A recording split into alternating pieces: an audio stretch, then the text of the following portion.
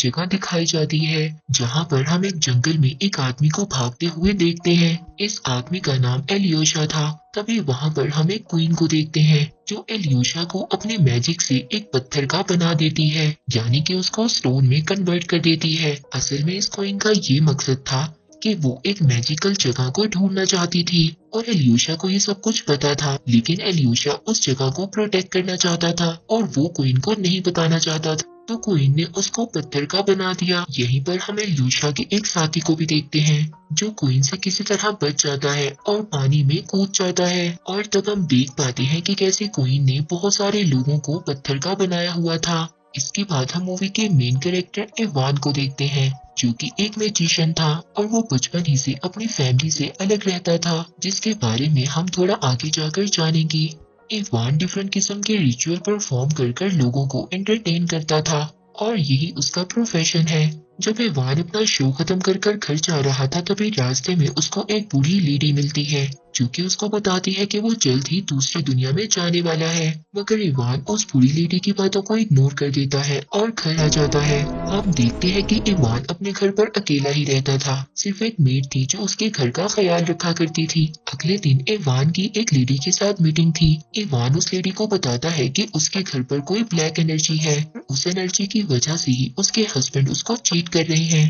अब इवान उस black energy को हटाने के लिए उस लेडी के घर पर एक रिचुअल परफॉर्म करता है और उसके बदले में वो लेडी इवान को बहुत ज्यादा पैसे देती है। अब इवान के मैजिक्स के बारे में सुनकर एक दिन एक लेडी डॉक्टर उससे कांटेक्ट करती है और बताती है कि उनका पेशेंट एक छोटा बच्चा है जो कि बहुत टाइम से कोमा में है और सभी डॉक्टर्स ने बहुत ज्यादा कोशिश की है उसको होश में लाने की, लेकिन कोई मेडिसिन भी उस बच्चे पर असर नहीं कर रही। वो लेडी डॉक्टर इवान से कहती है कि वो कोई रिचुअल परफॉर्म करे जिसकी वजह से वो बच्चा होश में आ जाए। अब इवान जब उस बच्चे को देखता है और कहता है कि वो उस बच्चे को ठीक नहीं कर सकता और वहाँ से जाने लगता है। और इवान को उस बच्चे के लिए बहुत ज्यादा बुरा भी लग रहा था। तभी उसको अपना बचपन का टाइम याद आ जाता है जो वो बहुत ज्यादा छोटा था ऑर्फनेज में रहा करता था। वहाँ पर कुछ बच्चों ने उसको तंग करने के लिए एक रूम में बंद कर दिया था, मगर इवान ने एक पिन की हेल्प से उस डोर को खोल लिया था और वो पिन आज भी इवान के पास थी और वो उस पिन को अपने लिए आज भी बहुत ज्यादा लकी समझता है।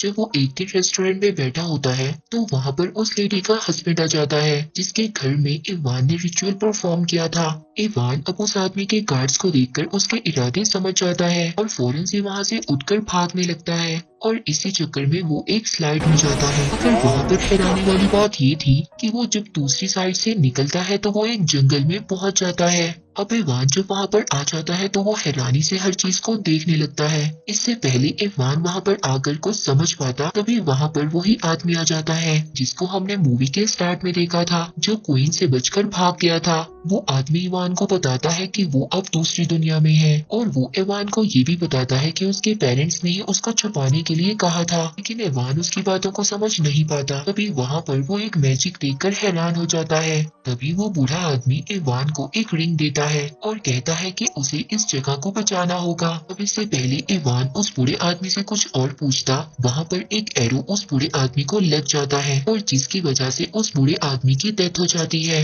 वहाँ पर कुछ गार्ड्स आते हैं जो घोड़े पर बैठे हुए थे। इवान को अपने साथ ले जाते हैं। वो गार्ड्स किंग के थे। वो गार्ड्स अपने किंग के पास इवान को ले आते हैं। जब किंग इवान के हाथ में वो रिंग देखता है वो किंग इवान को कुछ भी नहीं कहता और उसके बंधे हुए हाथों को खोल देता है। वो किंग इवान को बताता है कि वो उसका भाई है जो बचपन में खो गया था। वो किंग इवान से मिलकर बहुत ज्यादा खुश था और वहाँ पर वो सभी लोगों को इवान से इंट्रोड्यूस करवाता है। यहीं पर इवान को वो